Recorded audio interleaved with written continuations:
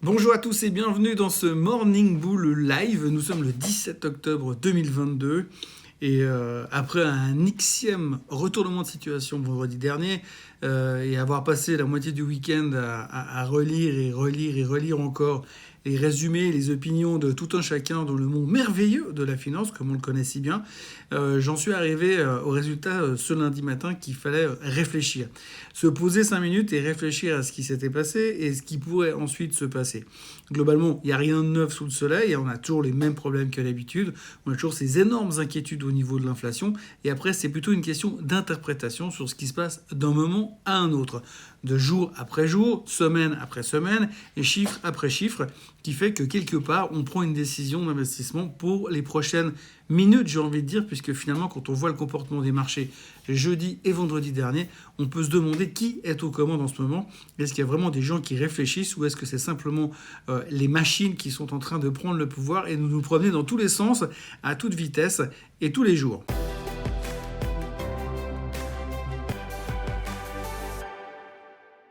Alors ce matin, quand j'ai commencé à lire les nouvelles du jour, les informations qu'il fallait connaître, toutes les choses importantes en ce début de semaine, de cette nouvelle semaine qui commence, cette avant-dernière semaine du mois d'octobre, eh bien, je me suis rendu compte qu'il n'y avait pas grand chose de nouveau sous le soleil. Je me suis repris la tête sur ce qui s'était passé vendredi dernier, puisque vendredi, finalement, on a eu exactement la journée inverse de ce qu'on avait eu jeudi, puisque jeudi, souvenez-vous, on a eu des chiffres inflationnistes, enfin des chiffres de l'inflation qui n'étaient pas bons, pas rassurants. Le marché s'est pété la gueule avant de se retourner très rapidement et finir quasiment au plus haut en boulet de canon, comme on a tendance à pouvoir le dire. Et puis, jeudi, pareil, on ouvre meilleur avec des chiffres rassurants au niveau du consommateur, des gens qui sont un petit peu plus sereins pour l'avenir. Le marché démarre à la hausse et finit de nouveau au fond du bac. Alors je parle bien évidemment des marchés américains jeudi et vendredi, puisque c'est eux qui mènent la danse pour l'instant, mais ça va honnêtement dans tous les sens. Et quand on voit la vitesse à laquelle ça va dans tous les sens, on peut vraiment se demander si là derrière il y a une certaine logique, si les gens réfléchissent, ou si c'est simplement des machines qui déclenchent des ordres à l'achat et à la vente. On a très bien vu, jeudi dernier, il y avait des shorts énormes dans le marché, et quand on a vu que finalement que ça ne pouvait pas aller plus bas, tout est reparti à la hausse. Il y a eu des énormes short covering et tout le marché est reparti à la hausse. Est-ce que c'est la même chose qui s'est passé vendredi ? On peut vraiment se poser des questions. En tout cas, ce qui est assez inquiétant, c'est plutôt la manière dont on observe les marchés aujourd'hui. Et on a l'impression que plus aucune décision n'est prise à un petit peu plus loin que demain matin. Aujourd'hui, on est tous en train de parier sur récession, pas récession, inflation, pas inflation. Mais toutes ces imbrications, ces imbriquements finalement de chiffres économiques et de données économiques qu'on met bout à bout ne donnent aucune réponse, mais on essaie quand même de trouver une raison pour laquelle on devrait courir acheter le marché derrière, ou alors tout vendre parce qu'on va tous mourir. Quand on met les choses bout à bout, quand on regarde un petit peu les informations qu'on a aujourd'hui, les données économiques qu'on a aujourd'hui, eh bien on sait que l'inflation, elle a de la peine à baisser, on sait que la Fed est en train de faire tout ce qu'il faut. La Fed, les banques centrales en général sont en train d'essayer de faire tout ce qu'il faut pour faire baisser cette inflation en montant les taux massivement. On voit que la réaction n'est pas énorme, mais de l'autre côté, on a des craintes monstrueuses en termes de récession. Viendra-t-elle pas ? Alors, on sait évidemment qu'en Europe, c'est déjà quasiment fait. On sait qu'aux États-Unis, bien, on attend d'avoir plus d'informations, d'être plus certain, de voir comment est-ce qu'on va interpréter les chiffres pour dire est-ce que inflation ou pas inflation. On a encore eu la secrétaire d'État au commerce aux États-Unis ce week-end qui a dit que pour elle, il y avait largement de quoi éviter la récession. J'aimerais bien savoir comment elle peut nous sortir des trucs pareils. Mais enfin, pour l'instant, tout le monde y vient de sa théorie, tout le monde a une opinion sur la suite des événements et fondamentalement, on n'a pas vraiment de réponse à ce qu'il faut faire ensuite. Aujourd'hui, la situation, elle est pourrie, économiquement parlant, on va dire géopolitiquement parlant, fondamentalement parlant, c'est pas simple d'être super serein.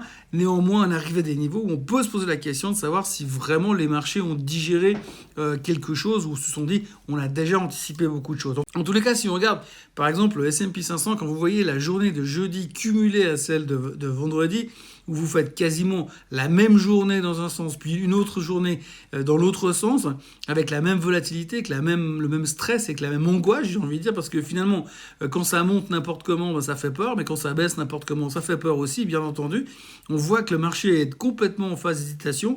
On se raccroche à nos points de support qui étaient 3585 et des poussières, la moyenne mobile des 200 semaines, oui, on la connaît, celle-là. Et on se rapproche maintenant aussi à ces fameuses 50% de retracement qu'on a eu depuis le top du S&P 500 sur ces derniers mois. Donc globalement, on se pose beaucoup de questions et on n'a pas vraiment de réponse, mais on sait que le marché hésite à toute vitesse et change d'avis comme de chemise, ce qui n'est pas forcément rassurant. Et là aussi, on le voit sur le niveau de la volatilité, on voit qu'on est dans des marchés toujours plus volatiles, toujours plus hésitants.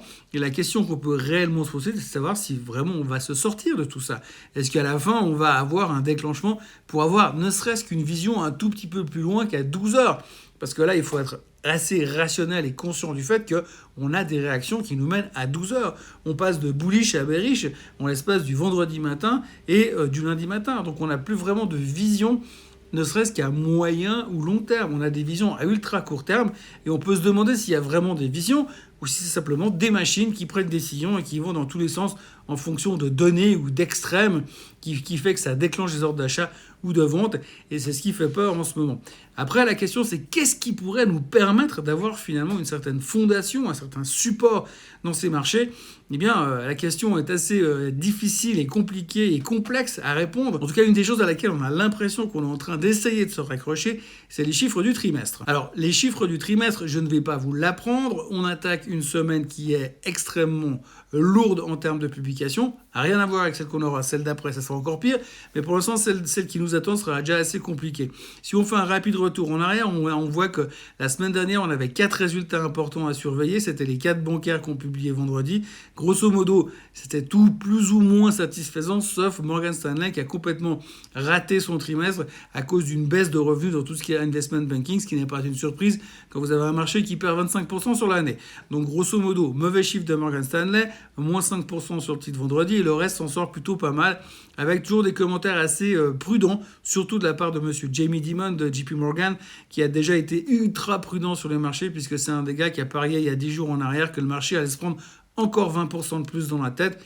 Donc des chiffres néanmoins rassurants au niveau du secteur bancaire. Pour l'instant, on a envie de dire pourvu que ça dure parce que c'est pas terminé, il y en aura encore aujourd'hui et demain, entre autres Goldman Sachs, on y verra aussi plus clair de ce côté-là. Par contre, ce qui est rassurant pour l'instant, j'ai envie de dire, c'est qu'on a l'impression, je dis bien on a l'impression avec plein de conditionnels derrière, qu'on est en train de bien prendre les chiffres parce qu'on a déjà anticipé tellement de trucs pourris au niveau de l'économie et des chiffres trimestriels que finalement on risque d'avoir 2-3 bonnes surprises. Alors pourvu que ça dure parce qu'on a vraiment besoin d'avoir un gros soutien de ce côté-là, puisque le reste, on est perclus de doutes.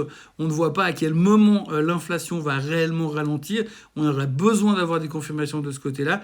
Mais autrement, si les chiffres trimestriels pouvaient nous offrir quelques bonnes surprises, peut-être que ça soulagerait le marché, mais rien n'est moins sûr pour l'instant. En tous les cas, moi, il y a une chose qui m'inquiète toujours énormément, c'est la tronche de la techno. Quand vous regardez le Nasdaq, qui est toujours au plus mal, alors qui est moins mal qu'au pire de la journée de jeudi, on est bien d'accord, mais quand même, ça fait très très peur. Et puis si on veut regarder un tout petit peu plus loin, le SOX, eh bien, c'est pas mieux. Et puisque le SOX, alors lui, il est carrément en détresse respiratoire, et c'est très très inquiétant de le voir dans un état pareil. Ce qui fait peur, c'est que finalement, aujourd'hui, les gens se repositionnent sur des valeurs hyper défensives. On sent bien que la peur est là et que du coup, on délaisse complètement tout ce qui est croissance. Et pourtant, on aurait quand même besoin à un moment donné, si on veut espérer un rebond, un vrai rebond durable, on a besoin de la collaboration de tout le secteur croissance. Et si ça continue à taper comme ça dessus, eh bien, on est en train de chercher simplement les fonds, comme on l'avait fait en l'an 2000, chercher les plus bas du secteur technologique.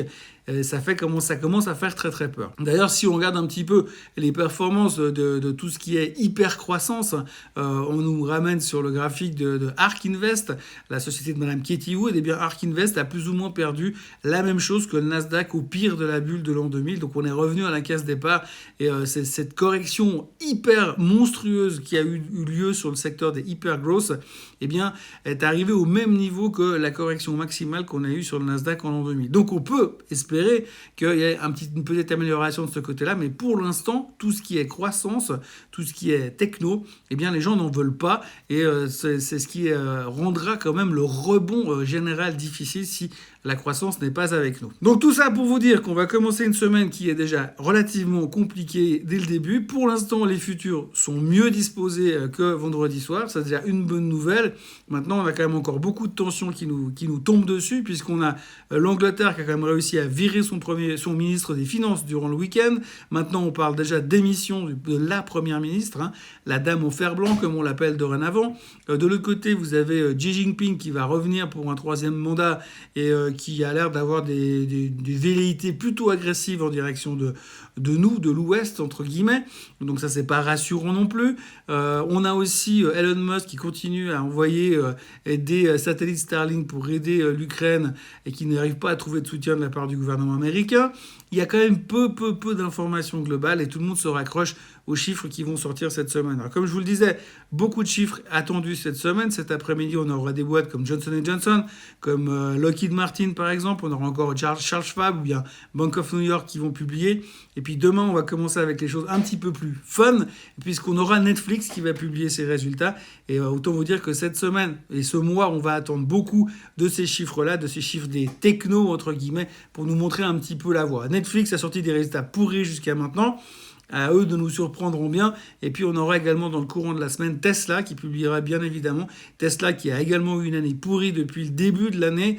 Et on espère qu'aujourd'hui il y aura aussi un renversement de tendance. Ce sera ce genre de société qu'il faudra surveiller ces prochains temps pour espérer trouver un semblant de lumière au bout du tunnel et voir que les gens veulent bien se repositionner éventuellement sur la croissance.